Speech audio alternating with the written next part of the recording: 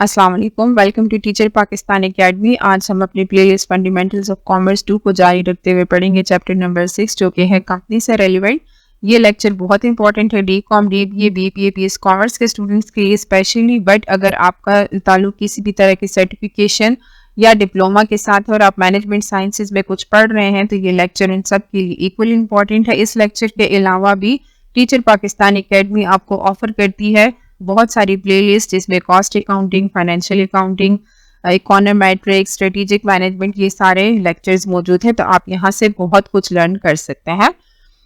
आज के chapter number 6 में जो कि कंपनी से रेलिवेंट है, मैंने डिजाइन किया है lecture number 1, private limited company and it's characteristics. सबसे पहले मैं आपको रेफरेंस बुक बता रही हूँ जो आपको स्क्रीन पे नजर आ रही है। मेरी बुक, यहाँ से मैंने स्लाइड्स बनाई है। आप इस बुक को ऑनलाइन भी ऑर्डर कर सकते हैं और अगर आपको पेड ऑनलाइन क्लासेस की ज़रूरत है तो भी आप इस व्हाट्सएप नंबर पे मुझसे रब्ता कर सकते हैं। आज का लेक्चर पढ़ने के बाद हम सीखेंगे definition of the company, the procedure of company formation, कि किस तरह से कंपनी फॉर्म होती है, बनती है। उसके बाद हम पढ़ेंगे प्राइवेट लिमिटेड कंपनी क्या है, प्राइवेट लिमिटेड कंपनी की कैरेक्टरिस्टिक्स क्या है और इसके क्या पॉसिबल एडवांटेजेस या डिसएडवांटेजेस हो सकते हैं। तो आइए प्रॉपर्ली अपने लेक्चर को स्टार्ट करते हैं और सबसे पहले हम ये समझते हैं कि कंपनी क्या है। जी, कंपनी पाकिस्तान में डिफिनीशन इसकी जो दी है कंपनीज एक्ट 2017 के under, a company is defined as a separate legal entity created under the companies act 2017। It is an association of persons formed to conduct a lawful business to earn profit and registered under the provisions of the Companies Act। जी, तो companies act 2017 ने company को इस तरह से define किया हुआ है कि कंपनी क्या है, एक सेपरेट लीगल एंटिटी है। ये अपने ऑनर्स से डिफरेंट है। ये अपने नाम पे बेसिकली स्टैब्लिश होती है और अपने नाम पे ये कंडक्ट करती है इस चीज को, लॉफुल बिजनेस को।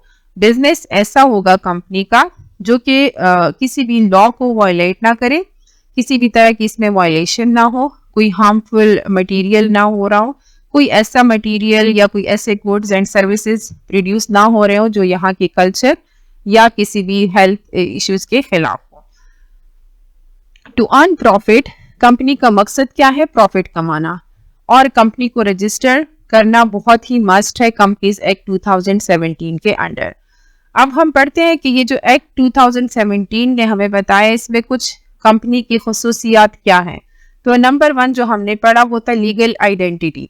कंपनी की अपनी लीगल आइडेंटिटी होती है, वो इसके शेयर होल्डर्स से डिफरेंट होती है। बिल्कुल कंपनी को शेयर होल्डर्स के नाम से नहीं पहचाना जाता बल्कि कंपनी को अपने नाम से खुद पहचाना जाता है, डिस्टिंक्ट फ्रॉम इट्स मेंबर्स। तो ऑब्वियसली जो इसकी एंटिटी होती है वो इसके शेयर होल्डर से डिफरेंट होती है।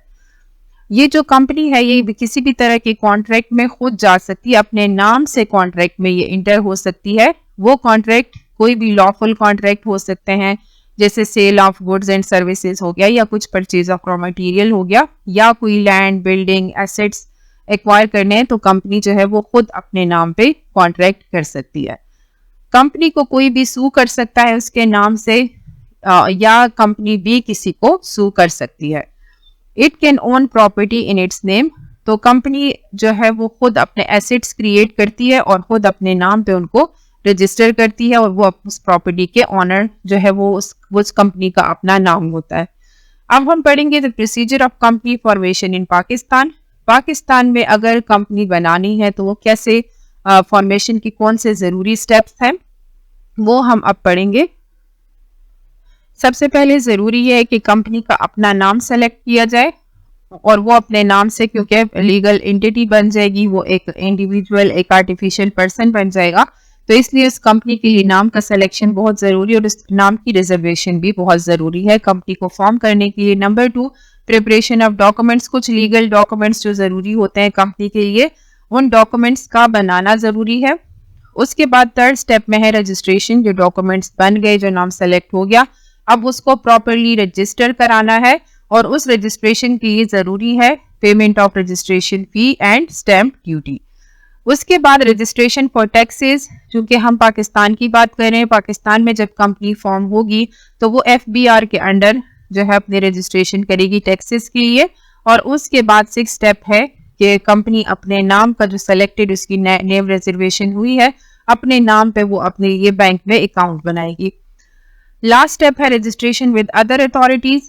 एफबीआर के साथ, एसईसीपी के साथ रजिस्ट्रेशन के बाद जरूरी ये है कि it depends on the nature of business के किस किस्म का कारोबार है। अगर वो मेडिसिन से रेलिवेंट है या कुछ डेंटल कोई सर्विसेज प्रोवाइड करने हैं तो उसके लिए ज़रूरी है कि मेडिकल एंड डेंटल काउंसिल के साथ रजिस्टर्ड हो। इसी तरह से अगर वो इंजीनियरिंग से रेलिवेंट है या इस तरह से बहुत सारी चीज़ें हो सकती हैं, या अगर कोई लॉ से रेलिवेंट सर्विसेज प्रोवाइड कर रहा है तो फिर वो पाकिस्तान बार काउंसिल के साथ भी रजिस्टर होना उस कंपनी का बहुत ही ज़रूरी है।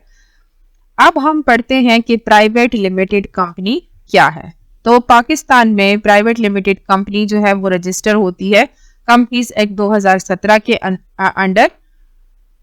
प्राइवेट लिमिटेड कंपनी के जो शेयर होल्डर्स होते हैं वो प्राइवेटली ओन करते हैं इस कंपनी को, यानी इस कंपनी के जो शेयर्स हैं वो इस तरह से जनरल पब्लिक में नहीं जाते। प्राइवेट लिमिटेड कंपनी के लिए जरूरी यह है कि कम से कम 2 मेंबर्स हों जो कि प्राइवेट लिमिटेड कंपनी बना रहे हों, और मैक्सिमम जो लिमिट दी है वो है 50 share holders. Private limited company की रिक्वायरमेंट्स हैं कुछ। पाकिस्तान में जो कंपनीज एक्ट 2017 है उसके अंडर जब प्राइवेट लिमिटेड कंपनी फॉर्म होती है तो उसकी बेसिक रिक्वायरमेंट्स में कुछ चीज़ें शामिल हैं, जैसे कि memorandum and articles of association. तो memorandum and articles of association है क्या, ये ए टाइप ऑफ डॉक्यूमेंट्स होते हैं। ये कुछ डॉक्यूमेंट्स जो है इन्होंने कंपनी ने बनाने होते हैं। उसका मकसद क्या होता है इन डॉक्यूमेंट्स का, इनमें क्या लिखा होता है। तो ये जो मेमोरेंडम है और आर्टिकल्स ऑफ एसोसिएशन है इसमें कंपनी के तमाम ऑब्जेक्टिव्स लिखे होते हैं, mission statement, vision statement, company किस लिए बनी है, क्या वो प्रॉफिट बेस्ड है या वो नॉन प्रॉफिट ऑर्गेनाइजेशन है या जो भी है।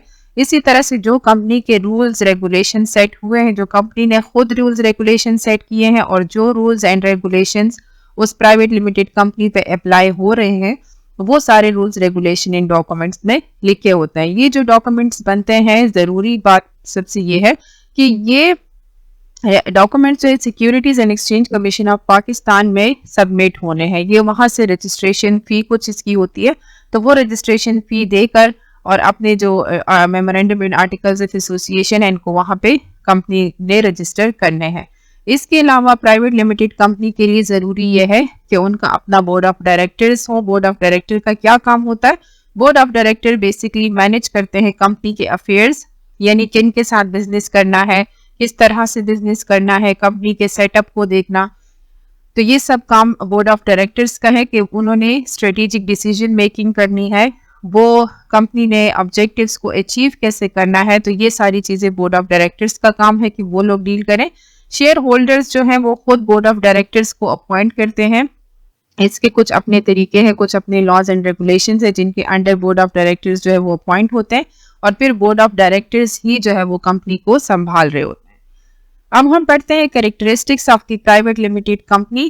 प्राइवेट लिमिटेड कंपनी की क्या कैरेक्टरिस्टिक्स है? नंबर 1 इज लिमिटेड लाइबिलिटी, यानी चूंकि हमने जैसे पढ़ा इसके स्टार्ट में भी, इसके इंट्रोडक्शन में भी, कि प्राइवेट लिमिटेड कंपनी जो है या कोई भी कंपनी अपने शेयर होल्डर से अलग होती है। तो ऑब्वियसली जब अलग होगी तो शेयर होल्डर पे सारी की सारी जिम्मेदारी कंपनी की नहीं आती। कंपनी खुद एक आर्टिफिशियल पर्सन है, शेयर होल्डर पे सिर्फ उसके शेयर तक की जिम्मेदारी आती है। Separate legal entity, obviously company को अपने शेयर होल्डर्स के नाम से नहीं पहचाना जाता, बल्कि शेयर होल्डर्स अलग होते हैं। शेयर होल्डर वो बंदा होता है जिसके पास कंपनी का एक शेयर होता है, वो कंपनी को ओन कर रहा होता है। तो जितने नंबर ऑफ शेयर्स उसके पास हैं उतने का वो शेयर होल्डर कहलाता है। डायरेक्टर्स कंपनी के होने जरूरी है, जैसे हमने अभी भी पढ़ा कि बोर्ड ऑफ डायरेक्टर्स होता है ताकि कंपनी को प्रॉपरली मैनेज किया जा सके, जो कंपनी के ऑब्जेक्टिव सेट हुए हैं उनको अचीव किया जा सके। Memorandum and articles of association का होना बहुत जरूरी है कि प्राइवेट लिमिटेड कंपनी के ये डॉक्यूमेंट्स मौजूद हों। प्राइवेट लिमिटेड कंपनी का अपना पेड अप कैपिटल होता है, प्रॉपरली इस कंपनी को ऑडिट किया जाता है। इस कंपनी का अपना नाम होना बहुत जरूरी है। ट्रांसफरेबिलिटी ऑफ शेयर, कि किस तरह से शेयर्स को एक शेयर होल्डर से दूसरे शेयर होल्डर को ट्रांसफर किया जाएगा, ये सारा कुछ जो है उसमें लिखा जा सके। रिस्ट्रिक्शंस ऑन पब्लिक ऑफरिंग, हाँ ये एक अलग ये थोड़ा सा डिफरेंट कैरेक्टरिस्टिक्स है प्राइवेट लिमिटेड कंपनी की। ये रिस्ट्रिक्शंस ऑन पब्लिक ऑफरिंग, जो प्राइवेट लिमिटेड कंपनी है वो ओपनली पब्लिक को ऑफर नहीं कर सकती कि आप लोग आए और यहाँ पे शेयर जो है वो परचेज। प्राइवेट लिमिटेड कंपनी के एडवांटेजेस में शामिल हैं, नंबर 1 इज लिमिटेड लाइबिलिटी, यानी शेयर होल्डर जो है वो पूरी की पूरी कंपनी का जिम्मेदार नहीं होता, जिस तरह से हमने अर्लियर चैप्टर्स में पढ़ा कि सोल प्रोप्राइटर जो है वो अपने तमाम बिजनेस के लिए लाइबल होता है। तो इसी तरह से जब कंपनी है तो कंपनी का शेयर होल्डर तमाम बिजनेस के लिए लाइबल नहीं है, बल्कि जितने का शेयर उसके पास है वो सिर्फ वहां तक की उसकी लाइबिलिटी है। सेपरेट लीगल एंटिटी होती है, तो इसलिए कंपनी को अपने नाम से पहचाना जाता है। Better access to funding, obviously हमने पढ़ा कि मैक्सिमम यहाँ पे शेयर होल्डर्स हो सकते हैं 50। तो ऑब्वियसली कि इतने ज्यादा इंडिविजुअल्स का जब कैपिटल इकट्ठा होता है तो फिर कंपनी जो है वो उसका बेटर एक्सेस होता है फंडिंग के लिए। परपेचुअल सक्सेशन, कंपनी का अपने शेयर होल्डर से चूंकि इतना ताल्लुक नहीं है, उसका अपने लीगल एंटिटी है, उसका अपना सेपरेट नाम है, सेपरेट आइडेंटिटी है, तो इस वजह से किसी शेयर होल्डर के जाने से, उसके चेंज होने से या उसके खुदा न खास्ता मरने से उसकी सक्सेशन पे, उसके बिजनेस पे कोई फर्क नहीं पड़ता, बल्कि बिजनेस कैरी ऑन रहता है। प्रोफेशनल मैनेजमेंट होती है, बाकायदा से बोर्ड ऑफ डायरेक्टर्स होते हैं जो कि कंपनीज के ऑब्जेक्टिव्स को देखते हैं, उसके मिशंस को देखते हैं, उसके लिए रूल्स रेगुलेशंस को सेट करते हैं। तो इस वजह से कंपनी जो है वो ज्यादा प्रोफेशनली मैनेज हो रही होती है। इसी तरह से कुछ डिसएडवांटेजेस हैं प्राइवेट लिमिटेड कंपनी के, जैसे रिस्ट्रिक्शन है कि पब्लिक को ऑफर नहीं किया जा सकता, या limited number of share holders हैं। हमने कहा कि मैक्सिमम 50 शेयर होल्डर्स होते हैं, इससे ज्यादा जो है वो शेयर होल्डर्स नहीं हो सकते कंपनी के। कॉस्ट ऑफ कंप्लायंस बहुत ज्यादा है, चूंकि इन्होंने रूल्स रेगुलेशंस को फॉलो करना है, मेमोरेंडम आर्टिकल ऑफ एसोसिएशन बनानी है, रजिस्ट्रेशन करनी है, तो ये काफी जो है कॉस्टली चीजें हैं। लेक ऑफ ट्रांसपेरेंसी, क्योंकि शेयर होल्डर या ओनर जो है वो खुद नहीं मैनेज करता, बल्कि बोर्ड ऑफ डायरेक्टर्स उनके लिए बिजनेस को मैनेज करते हैं, इसलिए थोड़ा बहुत जो है वो ट्रांसपेरेंसी में भी फर्क होता है। Limited access to public markets, public market में चूंकि अपने शेयर्स नहीं फ्लोट कर सकते, तो इस वजह से जो है वो प्राइवेट लिमिटेड कंपनी थोड़ा सा अपने लिमिट्स में रहती है और इस वजह से वो पब्लिक मार्केट्स तक ग्रो नहीं कर पाती। होपफुली आज का लेक्चर आपको समझ आ गया होगा। Thank you so much. Stay tune to teacher Pakistan academy.